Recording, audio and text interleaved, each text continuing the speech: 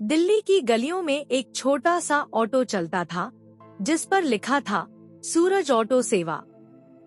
सूरज नाम का यह लड़का दिन रात दिल्ली की सड़कों पर लोगों को उनके गंतव्य तक पहुंचाता था। उसके चेहरे पर हमेशा एक मुस्कान रहती थी, भले ही वह कितनी भी थका हुआ होता। सूरज का सपना था कि वह एक दिन बड़ा आदमी बनेगा, लेकिन उसके पास न कोई बड़ा संपत्ति थी और न ही कोई बड़ा सपना था। उसका मानना था कि अगर मेहनत की जाए तो एक दिन जरूर सफलता मिलेगी। सूरज के जीवन में एक खास लड़की थी, रिया।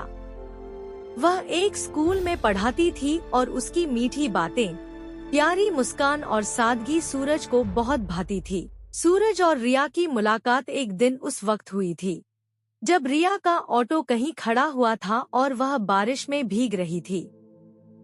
सूरज ने अपनी ऑटो रोकी और उसे घर तक छोड़ने का प्रस्ताव दिया। रिया ने पहले तो मना किया, लेकिन सूरज की जिद के आगे हार मानते हुए उसने स्वीकार कर लिया। धीरे धीरे दोनों के बीच दोस्ती बढ़ी और फिर प्यार। रिया ने हमेशा सूरज को उसकी मेहनत और ईमानदारी के लिए सराहा। सूरज भी रिया के साथ हर पल बिताने के लिए खुश रहता था। उसे यकीन था कि एक दिन उसकी मेहनत रंग लाएगी और वह रिया को अपनी कड़ी मेहनत से खुशियां दे सकेगा। लेकिन रिया के दिल में कुछ और था। वह सूरज से कहती, तुम अच्छे इंसान हो, लेकिन मैं एक ऐसे आदमी के साथ अपना भविष्य नहीं देख सकती जो इतना संघर्ष करता हो। मैं चाहती हूँ कि मेरी जिंदगी आरामदायक हो, जहाँ मुझे कोई चिंता न हो। सूरज को यह सुनकर बहुत दुख हुआ, लेकिन उसने कभी भी रिया को अपनी सच्चाई नहीं बताई। वह जानता था कि रिया को उसकी असलियत के बारे में पता नहीं है और अगर उसे पता चला तो शायद वह उसे छोड़ देगी। पर सूरज की यह चुप्पी उसकी मुसीबत बन गई। एक दिन रिया अचानक सूरज से मिलने आई और कहा, मुझे तुमसे कुछ बात करनी है। मैं तुमसे मिलकर और तुम्हारे साथ अपने भविष्य के बारे में सोचकर खुश नहीं हूँ। मैं किसी ऐसे आदमी के साथ अपना जीवन बिताना चाहती हूँ जो मेरे सपनों को पूरा कर सके। तुम्हारे पास वो सब कुछ नहीं है जो मैं चाहती हूँ। सूरज का दिल टूट गया। उसने रिया से कहा, क्या तुम मुझे सच में समझती नहीं हो? मैं तुम्हारे लिए कुछ भी कर सकता हूँ, लेकिन मेरी जिंदगी सिर्फ मेहनत और संघर्ष से भरी हुई है।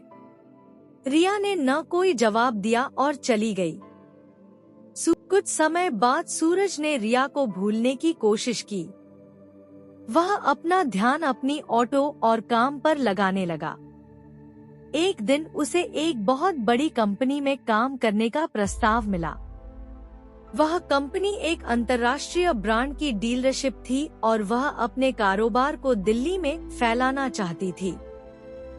सूरज ने अपनी मेहनत और ईमानदारी से वह डील कर ली, जिससे उसे बहुत बड़ा लाभ हुआ।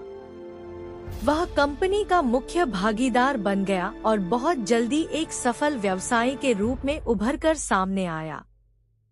कुछ महीनों बाद सूरज ने रिया से मिलने का फैसला किया। वह अब पहले जैसा गरीब ऑटो ड्राइवर नहीं था, बल्कि अब वह एक बड़े व्यवसायी था। उसने रिया को अपने आलीशान ऑफिस में बुलाया। रिया को देखकर सूरज मुस्कुराया और कहा, अब तुम्हें मेरे बारे में समझने का मौका मिला है।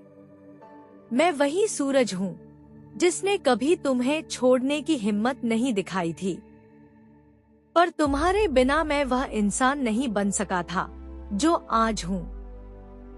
रिया थोड़ी चौंकी और शर्मिंदगी से झेंपते हुए बोली, मैंने तुम्हारा दिल तोड़ा था, लेकिन मैं नहीं जानती थी कि तुम इतने बड़े आदमी बन जाओगे।